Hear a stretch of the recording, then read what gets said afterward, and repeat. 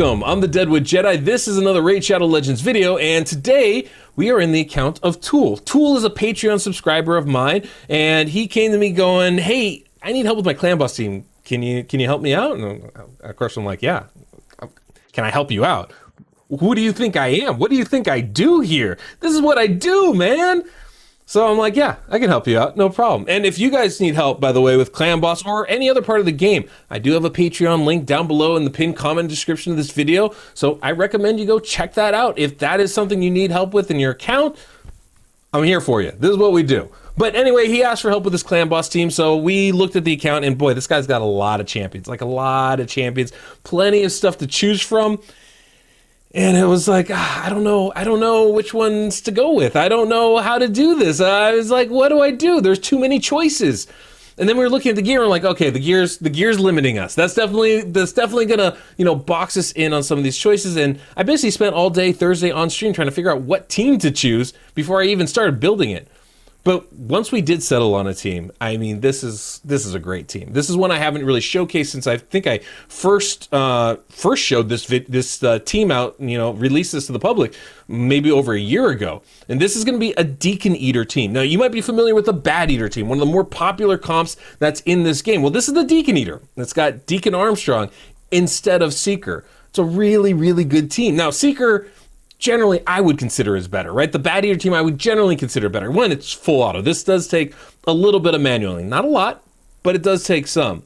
In addition, Seeker gives you that increased attack buff, which makes all your damage dealers hit a lot harder. But Deacon brings some really nice things to the table, and you got to consider this depending on your account. He brings that decreased defense debuff. He also brings a leech debuff, which makes healing up a lot easier. So there's a lot of stuff to actually like with that, because what we're going to be doing is we're going to be bringing in Turvold. That's kind of what got me hung up on which team to build, is I really wanted to use Turvold, but Turvold only brings a weakened debuff. He doesn't bring a decreased defense one. And so I was like, oh man, how do we do this?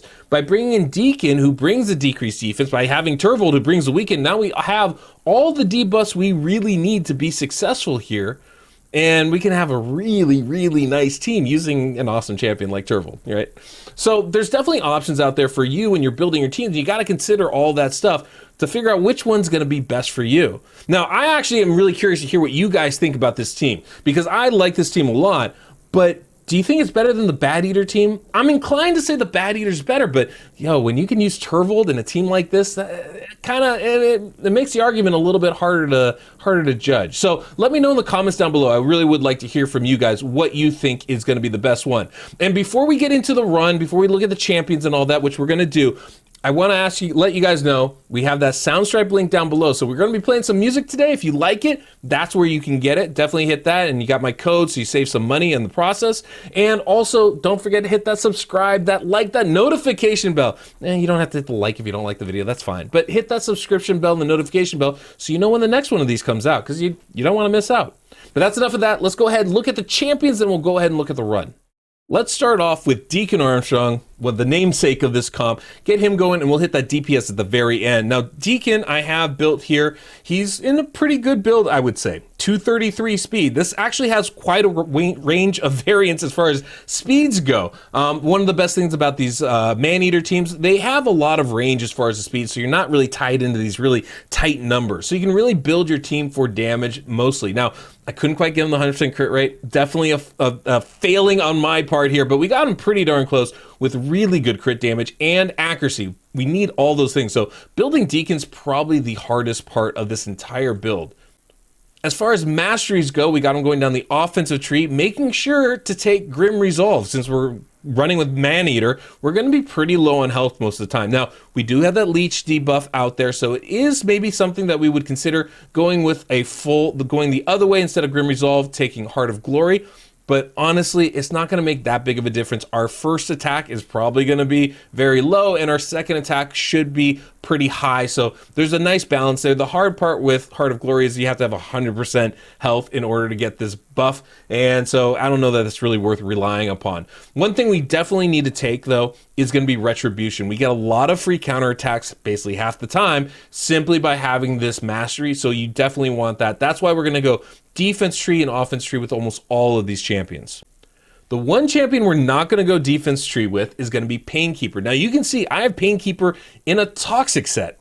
Obviously, Turvold doesn't bring any poisons, so we're going to get that from Painkeeper to get a little bit extra damage. We have her going at 250 speed. Again, there's some variance in this, right? 100% crit rate, didn't get it perfect. Crit damage is not even there. She's not really built for damage. She doesn't hit super hard anyway. And I was really more interested in getting the Toxic on her. That's going to do a lot more for us than anything else she could bring for us. And ideally, we'd get another champion in Toxic as well. But as far as the masteries go, you can see we went offensive tree, of course, but we also went down the support tree. And this is kind of maximize the healing, but really a big part of it is she has a turn meter boost on her A1 skill. If we give her deterrence and she gets that counterattack, that's going to be bad for us, or retribution or deterrence, either of them. We don't want that extra turn meter boost. It can throw things off. Now, there's definitely ways to tune it, so that's not going to be an issue, but I didn't want to bother going through those speed details to make that happen. It's really like a next level thing. And with this build, this account, we just need to get to the speed so we can start doing some damage. So I didn't worry about that. We went down the support tree. This is going to be just fine. Just make our healing a little bit better, which doesn't hurt us at all.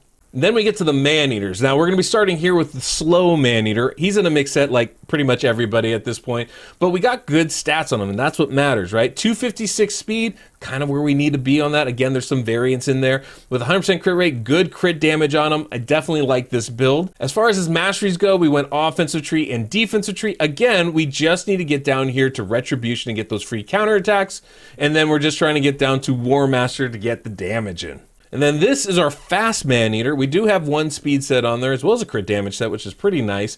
We got him at 278 speed, definitely fast. And this I think is about the minimum we really want to go with. I think we can run a couple speed lower, but not a ton. But again, there's some variance in this. Good crit rate. Crit damage, obviously not as high trying to get to those speeds, but we were able to get 100% crit rate, which I think is pretty good overall. As far as the masteries go, we're going offensive tree and defensive tree again. It's a slightly different version of it, but I don't really see there being much difference in how we go about this. Obviously, we have Heart of Glory. We could take Grim Resolve. I didn't think it was worth the gems to respec it, but that's definitely something that can be done in the future just to see if we can up the damage. And like I said, we might actually be better off with Heart of Glory because of Deacon and his leech ability. And then we get to the big dog, the one I built this whole team around. This is the reason why we built this particular team for Turvold, because he's such a boss of a champion. Hits so hard. So the way I have him built, 201 speed. One of the advantages of this build, as opposed to a Bateater team, we need about 20 less speed on our DPS champion. That's good.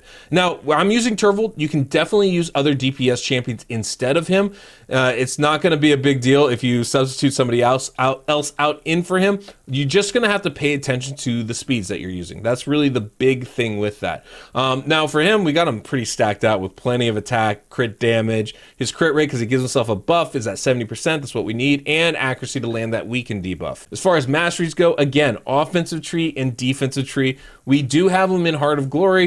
He's going to be full up health as soon as he gets an attack in there. So about half the time it's going to benefit him, about the other half it won't. That's just how it's going to be. So those are the champions that we're going to be using. Now, we do have to manual a little bit to start this off. Once that first stun happens, we can go ahead and click auto. So it's not a long manual period, but we do need to set this build up. First thing, fast Maneater, we're going to have to delay 2 turns for his Ancient Blood ability, his A3 skill. So we're going to start off with the A1. I just like to keep it simple, do A1, you can do A2, it doesn't matter. The slow Maneater, we're gonna need a 3-turn delay. So again, we're gonna just use the A1. Again, you can use the A2, it doesn't matter. And then Painkeeper, we're gonna go ahead and start with this A3 skill here. Now it's important that we don't use the A1 because that gives us a turn meter boost. We don't wanna use the A2 because it doesn't give us a turn meter boost and it will throw off when the A1 happens. So it is important to get these skills at the right time. Now with Deacon Armstrong, again, we're gonna actually wanna start off with the A1 or the A2. I'm gonna start with the A2, get that decreased defense going. We again have a 3-turn delay with her skills, or his skills I should say. And with Turvold, we have a 3-turn delay here too. There's a lot of delays, right? So we're gonna go ahead and start with that A3 ability, just try and start using his skills whichever way it works. We could start with the A1, I don't think that's a problem at all. And now we got the fast Maneater again. They're gonna take 2 turns here. So we're gonna go ahead and A1, right? Simple stuff here, just set up. And then we got Painkeeper with the A2, give us that little heal, basically just set up, right? A1 here with Deacon getting that toxic out, or the leech out there. A1 again with Turvold, and as we just get the setup, now we got the fast Maneater. Now's the time we're gonna use that Unkillable ability, that Ancient Blood right here. The slow Maneater is gonna go again, no problem. And we're almost into, now we just have to finish a couple of manual moves. So A1 here with Painkeeper, no big deal, right? A1 here with Deacon, again, no big deal. And then A1 with Maneater, sure. And then here with Turvold, this is the last thing we have to manual. We just need to use his A1 skill, so he uses his A2 the next time around. And now we can click auto. This Maneater will use the Ancient Blood on auto, so all we gotta do is click auto, boom, he uses it, we are protected, and from this point forward, we will be affinity friendly, and we will be unkillable. Now there is a potential for one of the Maneaters to die a little bit early, right? But that's about it. Now I do wanna let you guys know, I ran this thing on stream with literally a level 1 Painkeeper, and it still worked beautifully, because we're not that vulnerable that early on. Once I have her kitted out, it was easy, it worked great. So this is definitely a team that can work for you. You don't have to have everything maxed out in order to make it work. The one thing you do need is everybody booked so that you have the cooldowns booked. That's the important part. Then we don't care about the damage. I mean, we care, but it's not important to making it run. What is important is making sure you have those cooldowns booked. That means Ancient Blood for the Maneaters. That means Deacon's A3 skill. It means Painkeeper's, actually all of Painkeeper's skills pretty much except for A1. And it means Turvold's A2 skill. If you can get all those booked, you're gonna be in good shape. And that's pretty much what we need. So this team's gonna work perfectly fine. You can see we're a little bit less than 1 million per turn, but that's gonna start to ramp up and ramp up pretty quickly here. So I'm gonna go ahead and take myself off screen. I'm gonna play some music for you guys. More importantly, we're gonna jump towards the end of this run because you don't need to see all 50 turns. We don't need to sit for 20 minutes with that. We'll watch for a little bit at the end. You guys enjoy. Let me know what you think about this team. Better than the Bateater? Maybe? I guess it depends who you put in it. We'll be back.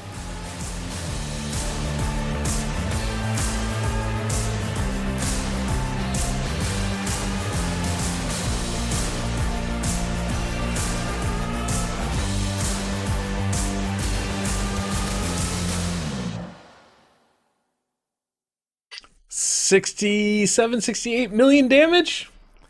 That's pretty good. That's pretty good. Yeah, I mean, I like this. I thought it was pretty dope. Pretty dope little team. Obviously, Turvold's carrying all the water on this comp with over 34 million damage. Insane numbers. But it's kind of interesting to see, like, the two Maneaters, the damage they're doing, Painkeeper's damage.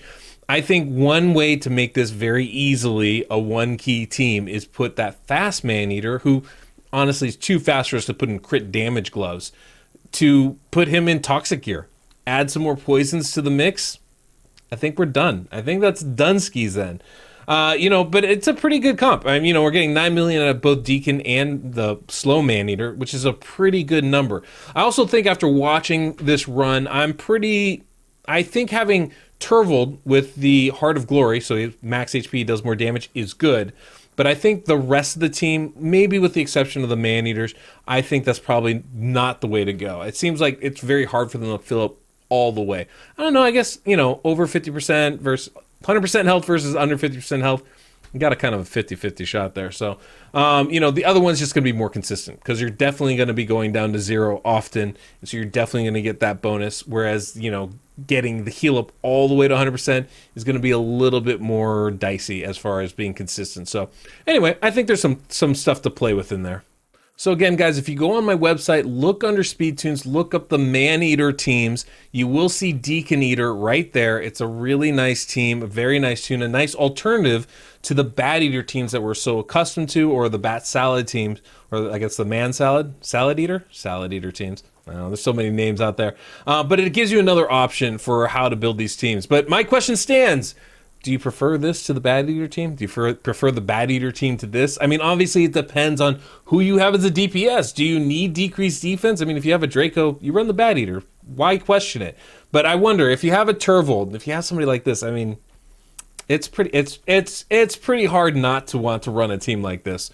So anyway, guys, hopefully this was helpful for you. Definitely go check out the website as far as, you know, figuring out all the details of how to run this, the setup and all that stuff. It is on there, so you'll definitely want to check that out. But guys, thanks so much for stopping by. Thanks so much for subscribing. Just saying.